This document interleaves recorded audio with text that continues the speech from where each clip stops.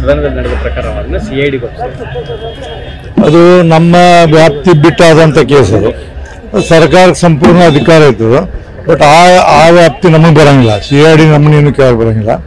ಅದು ಘಟನೆ ಆದದ್ದು ನಮ್ಮ ಸದನ ಎಲ್ಲ ಇದು ಅಡ್ಜರ್ನ ಅಂತಾರೆ, ಅಂದ್ರೆ ಅನಿರ್ದಿಷ್ಟ ಅವಧಿವರೆಗೆ ನಾವು ಮುಂದೂಡಿದಾಗ ಸಂಜೆ 6 ಗಂಟೆಗೆ ಆದ ಘಟನೆ.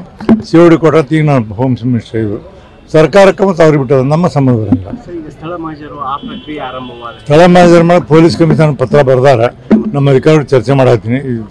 ಚರ್ಚೆ ಮಾಡಿ ಅಂಥದ್ದು ಏನಾದರೂ ಅಂಥ ಪರಿಸ್ಥಿತಿ ನಿರ್ಮಾಣ ಆದ್ರೆ ನಮ್ಮದೇ ಆದಂಥ ನಿಮ್ಮದ ಪ್ರಕಾರ ಕೊಡಬೇಕಾಗುತ್ತೆ. ನಾವು ವಿಚಾರ ಮಾಡಾಕ್ತೀವಿ. ನಾವು ಆಗಲೇ ನಮ್ಮ ಸೆಕ್ರೆಟ್ರಿ ಅವರು, ಅಡ್ವೊಕೇಟ್ ಜನರಲು ಮತ್ತು ಪಾರ್ಲಿಮೆಂಟ್ ಅಫೇರ್ ಸೆಕ್ರೆಟ್ರಿ ಎಲ್ಲ ಚರ್ಚೆ ಮಾಡಾಕತ್ತಾರೆ. ನನಗೆ 2 ಗಂಟೆಗೆ ಹೇಳ್ತಾರೆ. ಅದ್ರ ಮೇಲೆ ನಾವು ತೀರ್ಮಾನ ಮಾಡ್ತೀವಿ.